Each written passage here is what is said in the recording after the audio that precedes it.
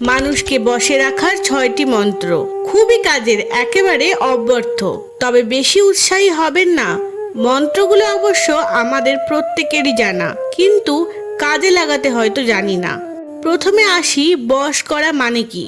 কাউকে বশ করা মানে নিয়ন্ত্রণ করা, অর্থাৎ একজন স্বকীয়ভাবে যা করত তা করতে না দেওয়া, কিংবা যা করতো না তা করিয়ে নেওয়া। চিন্তাকেও বশ করা যায়। অনেক সময় যে বশীভূত সে বুঝতে পারে না যে বশ হয়েছে। ভালো কাজে অন্যকে বশ করতে হয়, যেমন কাউকে দিয়ে জনসেবা করিয়ে নেওয়া। সেটাকে বশ করা বলা হয় না, বলা হয় অনুপ্রেরণা। মন্দ উদ্দেশ্যে বা নিজের লাভের জন্য অন্যকে প্রভাবিত করাকেই সাধারণভাবে বশীকরণ বলা হয়।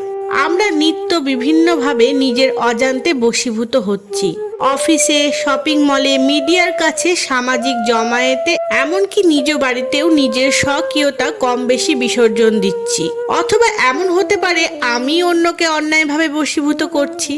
ধরুন একজন আপনাকে সারা জীবন ভাবালো যে সুনীল লোকটা খুবই পাজি, কিন্তু আসলে তিনি হয়তো অসাধারণ মনের মানুষ। এর পেছনে বক্তার যখন একটা অসৎ উদ্দেশ্য থাকে, তখন তা হলো বশীকরণ। ইরান দেশটা কেমন, নর্থ কোরিয়া ও এর মানুষ কেমন, তা শুধু মিডিয়ায় আমাদের জানিয়ে দিচ্ছে। যে মিডিয়া আপনি দেখেন বা শোনেন, তাই আপনার চিন্তাকে কোনো না কোনোভাবে বশীভূত করছে। তবে আজকের বশীকরণের আলোচনা মিডিয়া নিয়ে নয়, আজকের আলোচনা ব্যক্তি মানুষ নিয়ে।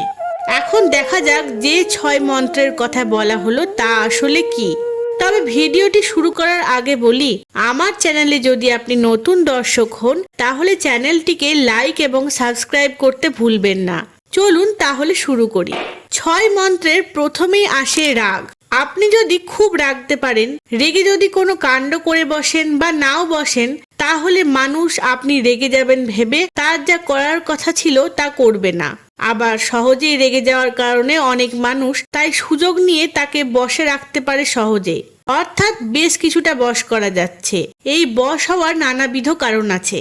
একেবারে রেগে কোনো ভয়ানক কাণ্ড করে ফেলবে থেকে শুরু করে রাগলে তার নিজেরই না ব্লাড প্রেশার বেড়ে হার্ট অ্যাটাক করে বসে।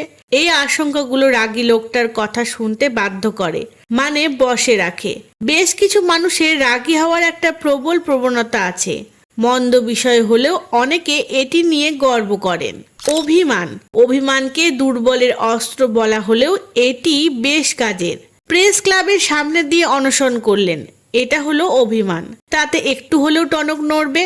আবার অনেকে ভালোবাসার সুযোগ নিয়ে সামনের মানুষটির প্রতি মিছে অভিমান দেখিয়ে কাজ আদায় করে নেয়, অর্থাৎ তাকে তার ভালোবাসার বশীভূত করে নেয়। অথবা ঘরের দরজা লাগিয়ে দিয়ে ছোট মেয়েটা না খেয়ে শুয়ে থাকলো, ডাকলেও দরজা খোলে না। ফলাফল যা চাইছিল তাই দেওয়ার অন্তত একটি প্রতিশ্রুতি আদায়।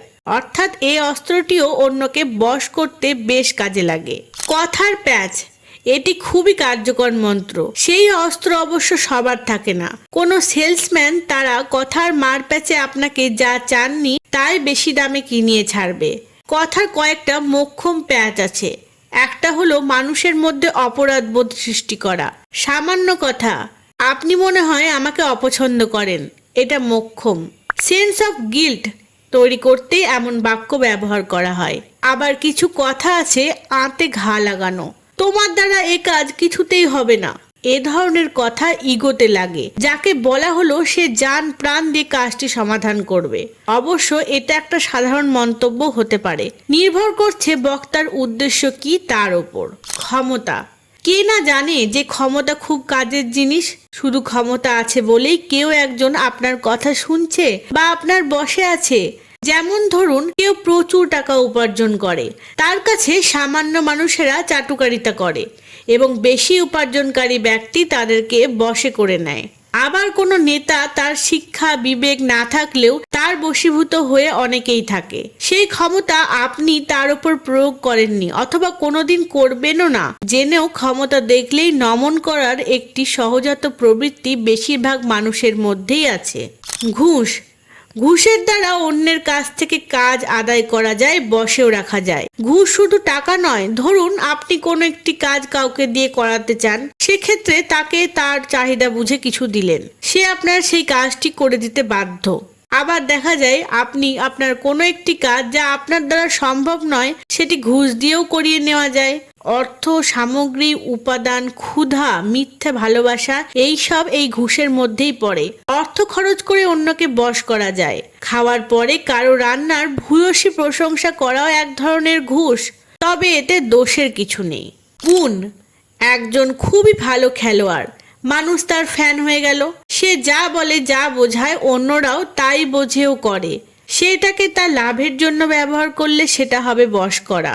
অথবা কোনো জ্ঞানী মানুষ বা কোনো ভণ্ড মানুষ তার জ্ঞানের উজ্জ্বলতা দেখিয়ে যদি কাউকে ব্যবহার করে তাহলেও তা বশীভূত করা বলা যায়। এই হলো 6টি বশীকরণ মন্ত্র ও এর কাজের পদ্ধতি। এখানে লক্ষণীয় যে আমাদের অনেকগুলো ব্যক্তিগত আবেগ অন্যকে বশ করার কাজে লাগছে। এদের উৎপত্তি হয়েছে অন্যকে বশ করার জন্য। যেমন নির্জন দ্বীপে কাউকে পাঠিয়ে দিলে অনেক দিন পর সে অভিমান ব্যাপারটা ভুলে যাবে। যেখানে অভিমানের কোনো ফল নেই, প্রকৃতি সেখান থেকে অভিমান নামের আবেগটি তুলে নেবে। মানুষের নিঃসঙ্গতার আবেগটি তৈরি হয়েছে অনেক আগে। মানুষ একা বাস করতে গিয়ে যেন বিপদে না পড়ে, বিলীন না হয়ে যায়, সেজন্যই এর সৃষ্টি। নিঃসঙ্গতা আছে বলেই মানুষকে বলা হয় সামাজিক জীব। যাই হোক, উপরিউক্ত মন্ত্রগুলো অন্যের উপর শুধু সৎ উদ্দেশ্যেই ব্যবহার করা উচিত। মানুষকে অসৎ উদ্দেশ্যে বশ করা মানেই শৃঙ্খল ছাড়াই তাকে দাস বানিয়ে রাখা। আবার অন্যরা আপনার উপর এসব প্রয়োগ করছে কিনা সে বিষয়েও সজাগ থাকতে হবে। অসৎ উদ্দেশ্যে প্রযুক্ত এমন মন্ত্রের কবলে পড়ে এমনকি পরাধীন জীবনও কাটাতে হতে পারে। তবে সবকিছুই বশীকরণ নয়। একজন কৌশলে কথা বলতে পারে, কেউ একটুতেও রাগ অভিমান করতে পারে।